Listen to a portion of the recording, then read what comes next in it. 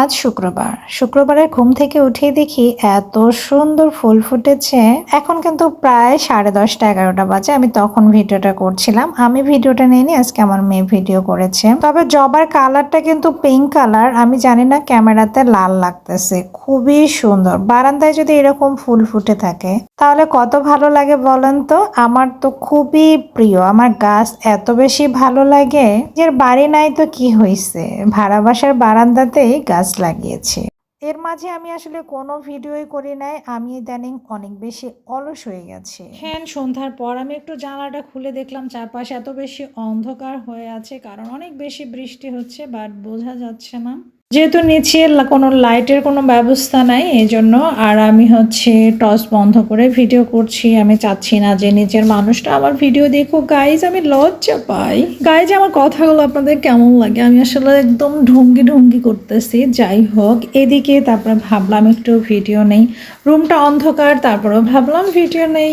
Guys, আমার বাসা আপনারা অলওয়েজ যে এলোমেলো দেখবেন, কারণ আমার বাচ্চা কাচ্চারা সব সময় এলোমেলো করে রাখতেই পছন্দ করে। কারণ বাচ্চা কাচ্চা থাকলে ঘর বাড়ি এলোমেলো থাকবে, এটাই স্বাভাবিক। আর এদিকে আমি দরজাটা লাগাই দিলাম, ওর বাবা বাইরে চলে গেল। আমি যে একটু লাইটটা দিয়ে ভিডিও করব, আমার সেটাও মনে থাকে না। আচ্ছা, আমার মতো কারা কারা এত বেশি মন ভালো একটু কমেন্ট করে জানাবেন তো। আর আমি আমার ছেলেকে বললাম যে তুমি কি নিয়ে আসতো, আমাকে একটু দাও, আমি একটু খাই। এই রুমটাও দেখেন এলোমেলো করে ফেলায় রাখছে। আর দেখেন লুঙ্গিটা কিভাবে রেখেছে। আমার বাসায় আপনারা এইভাবেই সব জিনিস এলোমেলো দেখবেন। তো যাই হোক না কেন, থাক এলোমেলো, এত গোছানোর কোনো প্রয়োজন নাই। সব থেকে বড় কথা গাইজ, যারা অনলাইনে কাজ করেন তারা তো খুব ভালো করে জানেন কি পরিমাণে এখানে এফোর্ট দিতে হয়, সময় দিতে হয়, কাজ করতে হয়। অনেকে তো ভাবেন যে না, ডলারগুলো আসলে মুখ দেখেই দিয়ে দেয়। আসলে বিষয়টা এরকম না, অনেক বেশি পরিশ্রম করতে হবে। পরিশ্রমের কোনো বিকল্প নাই।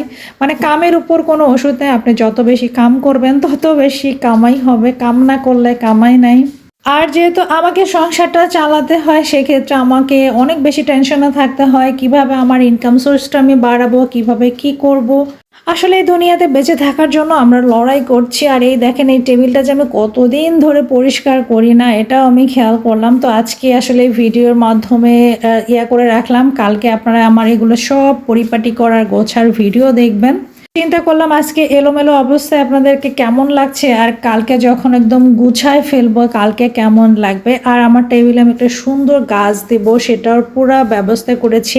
বাট আমার একটা টবের কারণে আমি আমার গাছটা আসলে আর লাগাতে পারছি না। তো ইনশাল্লাহ টবের গাছটা নিয়ে আসার পরে, টবটা নিয়ে আসার পরে যখন টবের মধ্যে গাছটা বসাই দিব, তারপরে আপনারা দেখবেন যে আসলে কত সুন্দর লাগে। তো আমি এখানে আসলে আমার এই গ্লাসটা, এই ড্রেসিংটা আমার অনেক বেশি পছন্দ, আমার ভিডিওর জন্য মেক করেছি। তো ভাবলাম একটু ঢং ঢং করি।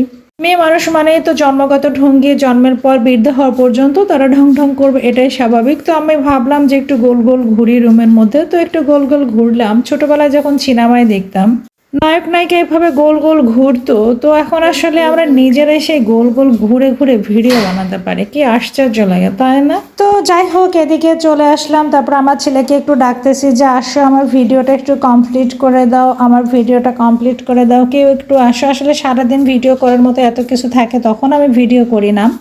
ভিডিও করার কোনো কিছু থাকে না, তখন আমার মনে হয় গাইজ একটু ভিডিও করি। আর এদিকে দেখেন আমার ছেলে কি করতেছে এখানে বসে। আমার ছেলে আমাকে এমনিতে অনেক বেশি ভালোবাসে, বাট আমি যদি কোনো কিছু খেতে চাই, কোনো কিছু নিয়ে আসলে আমাকে একটুও দেয় না। দেখ, আমি চিন্তা করছিলাম আমি একটা ছোট্ট বাবু নিয়ে আসবো, যে বাবুটা আমাকে অনেক বেশি ভালোবাসবে, আমাকে সবকিছু শেয়ার করে করে খাবে। এই হলো অবস্থা। আসলে আমি দুষ্টামি করতেছি, কারণ আমার ছেলে সব পছন্দই করে না। ও আর নেক্সট কোনো বাবু পছন্দ করে না, সে সবসময় একা একা থাকতে চায়। আমার মেয়ে আবার অনেক একটা বাবু চাইতো, একটা ভাই হোক, একটা বোন হোক, ও সবসময় চাইতো। কিন্তু আমার ছেলে আবার এমনটা না, ও চায় না। আমার মেয়ে একটু বোকা না, কিন্তু আমার ছেলে দেখেন ও কোনো প্রকার ভাগিদার চায় না। তো যাই হোক, এদিকে দেখেন আমার ছেলেকে বললাম যে আসো একটু ভিডিও করি, আর সে তো ছোটাছুটি শুরু করে দিয়েছে, একবার এ পাশে একবার ও পাশে। আমার ডাইনিং টেবিলটা একটু সবাই স্কিপ করবেন গাইস, আমরা একটু আগে খাইছি, এখন পর্যন্ত রান্না করে নিয়ে যায় নাই। আর দেখেন ও শুধু এপাশে দৌড়াচ্ছে, ও পাশে দৌড়াচ্ছে। আমার বাচ্চাটা এরকম একদম অস্থির লেভেলের অস্থির অস্থির করে। তো এখন আমি খেতে যাব, ক্ষুধা লেগেছে। তো আজকে দুপুরবেলা খাবার ছিল মুরগির মাংস দিয়ে লাউ, সাথে আলু ভর্তা। মানে মুরগির মাংস কিন্তু আলাদা ভুনা করছিলাম, ভুনা বললেও ভুল হবে, একটু পাতলা পাতলা ঝোল। কারণ মুরগির মাংসে পাতলা পাতলা হালকা ঝাল দিয়ে একটু ঝোল করি, মানে স্পাইসি থাকবে কিন্তু হালকা, যেহেতু আমার ছেলে বেশি ঝাল খেতে পারে না। আর আমার ছেলে একটু পাতলা, মানে পেঁয়াজ কম করে দিয়ে ঝোলটা রান্না করলে ও বেশি পছন্দ করে। আমি বুঝি না আমার বাচ্চাটা না কেমন হয়েছে, ও হচ্ছে মশলা তেল মশলা যত কম দিব তত ওর মজা লাগে। তো লাউ রান্না করেছিলাম, লাউটাতে গাইজ একটু হলুদ বেশি হয়েছিল, তো কি আর করার, হলুদ বেশি হোক আর ঝাল বেশি হোক খেতে হবে, এতগুলো টাকা দিয়ে কিনে নিয়ে আসছে। তো সাথে ফ্যাসফ্যাসা আলুর ভর্তা ছিল, ফ্যাসফ্যাসা আলুর ভর্তাটা দিয়েই খেয়ে নিচ্ছি মজা করে। তো এই হলো অবস্থা, ভাতটা ভালোভাবে মাখায় চাখায় ঝাঁকায় করে খাচ্ছি। আর দুপুরবেলা আজকে কে কি খেয়েছেন অবশ্যই কমেন্ট করে জানাবেন। আর আজকে আমি কি বকতেছি আমি নিজেও জানি না। মাঝে মাঝে ভয়েস দিতেও না আমার গাইজ একদম ভাল লাগে না, একা একা বক করে। একটা সময় মোবাইলে ঘন্টার পর ঘন্টা কথা বলতাম, রাতের পর রাত কথা বলতাম, এখন ভয়েস দিতেই ভালো লাগে না গাইজ। আমার কাছে মনে হয় সেই সময়টা যদি এরকম কন্টেন্ট বানাতাম, ব্লগ বানাইতাম, কত সুন্দর ফোনে কথা বলতাম, ফোনটা এক সাইডে রাইখা রেকর্ড করতাম, জাস্ট পোস্ট করে দিতাম। আর এখন যত একা একা একঘেয়েমি হয়ে থাকতে কেন জানি ভালো লাগে, মানুষের সাথে মিশতে একদমই ভালো লাগে না। এই হলো অবস্থা। আমার মতো কার কার এই অবস্থা হয় গাইজ আমাকে একটু জানাবেন। আমার তো ফোনে কথা বলে, আমি খেতে খেতে বলতেছি যে আগে কত ফোনে কথা বলতাম, বগাইতাম, এখন আর একদমই কথা বলতে ইচ্ছা করে না, একা একা থাকতে ভালো লাগে। সবকিছু মনে হয় যে একা একা থাকতেই বেশি মজা। মানুষের সাথে যত কম পারা যায় মেশা ভালো, মানুষের সাথে বেশি মিশলে আসলে মানুষের সাথে সম্পর্ক নষ্ট হয়ে যায়। আর আমি আমার লাইফে একটা ডিসিশন নিয়েছি, কখনো কোনো মানুষের উপকার করব না ভাই। মানুষ যা পারে তাই করুক, মানুষ যেমন পারে তেমন চলুক, সেটাও আমার দেখার বিষয় না। নিজের জীবন নিজের মতো করে চলবো, এটাই অনেক বেশি।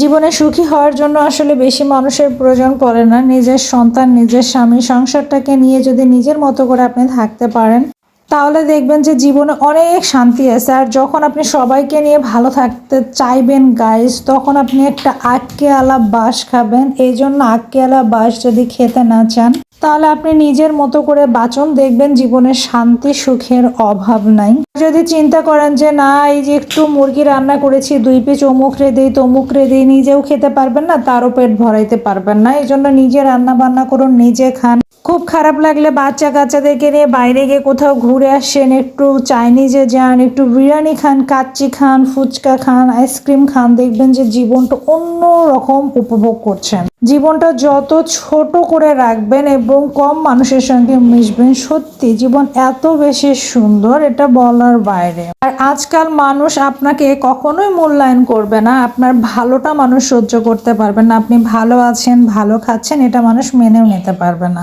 তো সব মিলায় আপনি যত একা একা থাকবেন, সত্যি কথা অনেক বেশি ভালো থাকবেন। তো আমার ভিডিওগুলো আপনাদের কেমন লাগছে অবশ্যই কমেন্ট করে জানাবেন। আর আমাকে আপনারা সহ্য করতে না পারলেও আমার ভিডিওগুলো একটু প্লিজ গাইজ দেখবেন, একটু লাইক করবেন, একটু কমেন্ট করবেন। আপনার একটা লাইক করলে না আমার ভিডিও বানাতে আরো বেশি ভালো লাগবে। তো যাই হোক, সবাই ভালো থাকবেন, সুস্থ থাকবেন। আমার ভিডিও ভালো লাগলে অবশ্যই ইউটিউব চ্যানেলটা একটু সাবস্ক্রাইব করে আমার সাথে থাকবেন। আমার খুব ইউটিউবার হওয়ার ইচ্ছাটা সবাই মিলে একটু পূরণ করে দিয়েন গাইজ।